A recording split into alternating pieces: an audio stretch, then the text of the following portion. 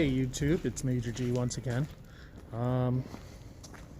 Just had a break during work, so thought I'd come out and make a second video. Yeah, Misty Air. To answer your question, yeah, that hat is from Loot Crate, or was from Loot Crate. A friend of mine actually gave it to me because she wasn't really a Pokemon fan. She knew I was, as you can see. So yeah, I'm right here on the rim. Believe it or not, that is the canyon right behind me. It's another snowy day here. And sometimes when it gets really cold around here, you can't really see anything. That includes the other side. So figured I'd, with the new year just coming around or just ending, I'd talk about holidays around here. So I don't know how it works in other countries, but here in the States, there's certain places you go, or there's certain places that become really populated during different times of the year. And these are mostly like cities, tourist attractions, things like that. For example, anybody from Florida knows that you don't want to be anywhere near Disney World during Christmas time because everybody is down there during Christmas time. For New Orleans, they have Mardi Gras. Mardi Gras is really popular there. A lot of people go out there. March and April is Daytona Beach. I don't know if it's still that way now, but when I was in high school and college, that's how it was. That's where everybody went for a spring break. So there are many different places that people like to go for during the different times of the year. So kinds of holidays that we actually have going on here that are kind of celebrated around here are mostly, let's see, the biggest ones I'd say are Christmas and Thanksgiving, believe it or not. For whatever reason, people think the Grand Canyon is the best place to go during Christmas or Thanksgiving. It becomes very packed here. Thanksgiving and Christmas, we do have special dinners that the restaurants serve here. That's pretty much about it, I guess. New Year's, I'm going to go through some of the different holidays that we have here. New Year's, there are some things that happen out in the town right outside the park, which is Tucson. It's about 7 miles outside, right outside the south entrance. If you're coming from Vegas, you've probably seen it, or you will see it. But in here, there's a guy that usually comes over here named Chicago Mike. I don't know how many of you guys have ever heard of the guy, but he's pretty popular with the locals around here, and he comes around every so often to play music. And New Year's Eve is usually around the time that he shows up, and he does a special little show at Bright Angel Lodge during New Year's Eve. So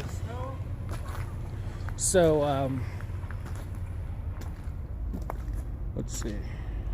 That's pretty much all the holidays that we really celebrate around here.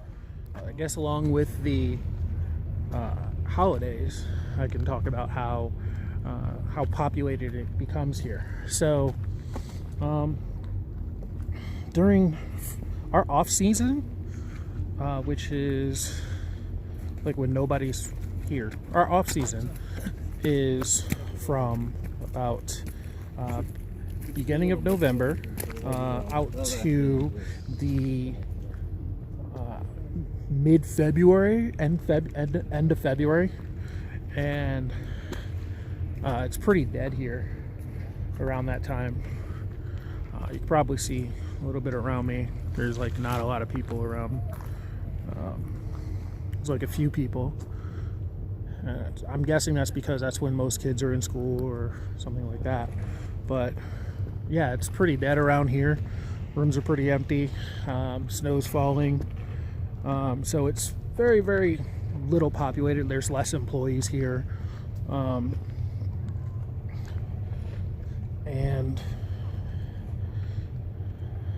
Yeah, that's pretty much it. So it goes up until about mid-February, end of February, and that would be the around the time spring break starts. And once spring break starts, President's Day weekend, and just after that, that's when our on-season picks up and people start coming through, and it starts to become pretty populated again. There's a lot of people that come in during the month of March, believe it or not. March, April, dies down a little bit, usually in mid-April, May. This year or last year it didn't. So there's a possibility it won't again this year. But from that time up until about the end of October, mid-October, it's just very, very busy around here. The place is packed. There's guests everywhere.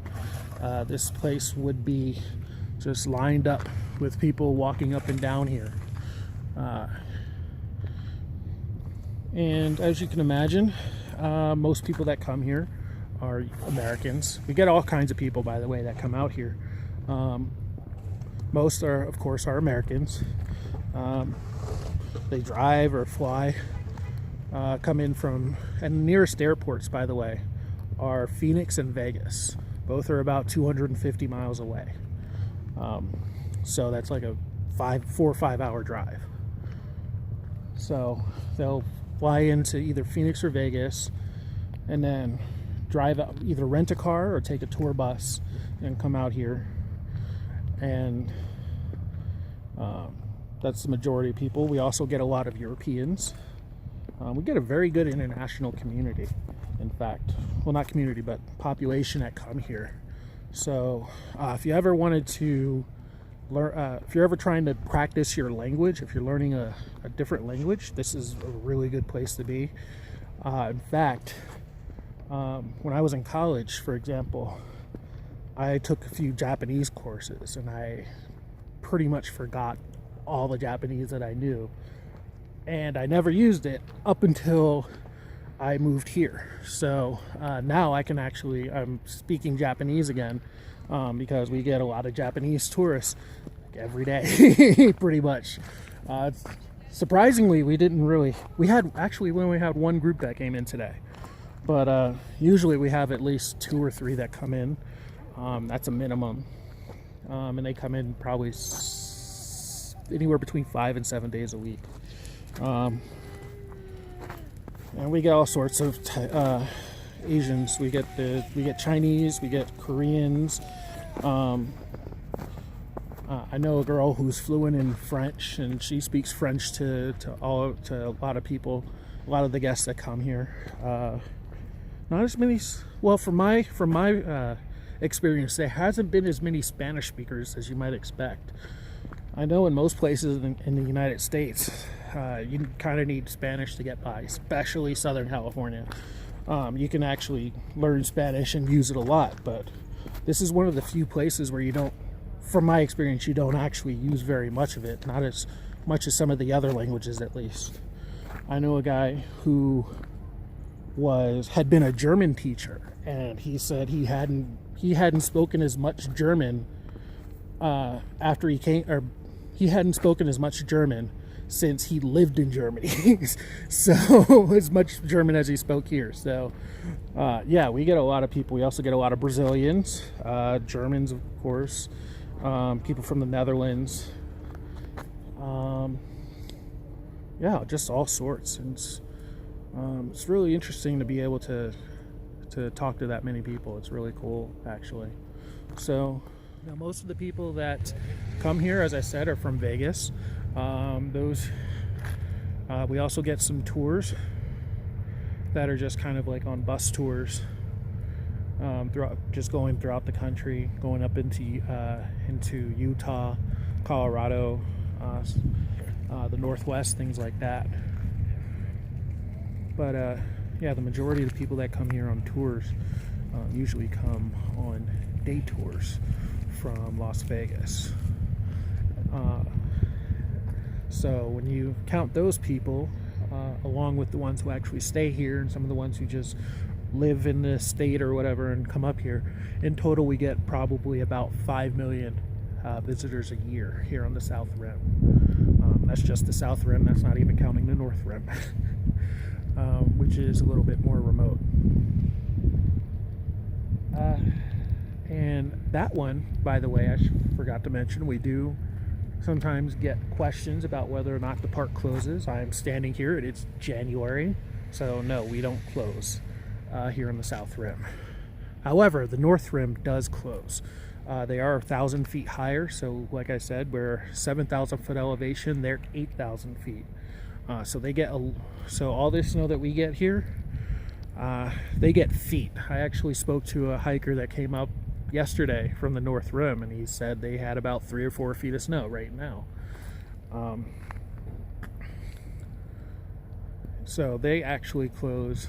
And by the way, some national parks do close. This side isn't one of them.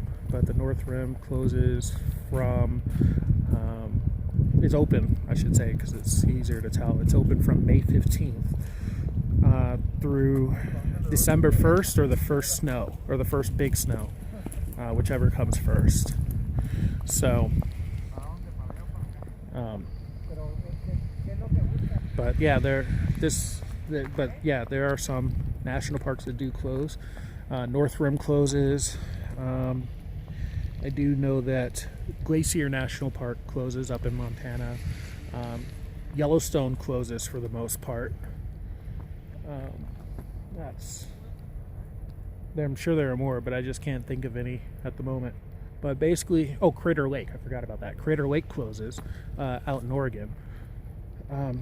But basically anywhere where you can imagine there being a lot of snow or some kind of weather, they're probably closed during certain seasons. So always check with that. So I think I will end it probably right about here. So if you like what you saw, if you have any questions, like, comment, subscribe, ask questions.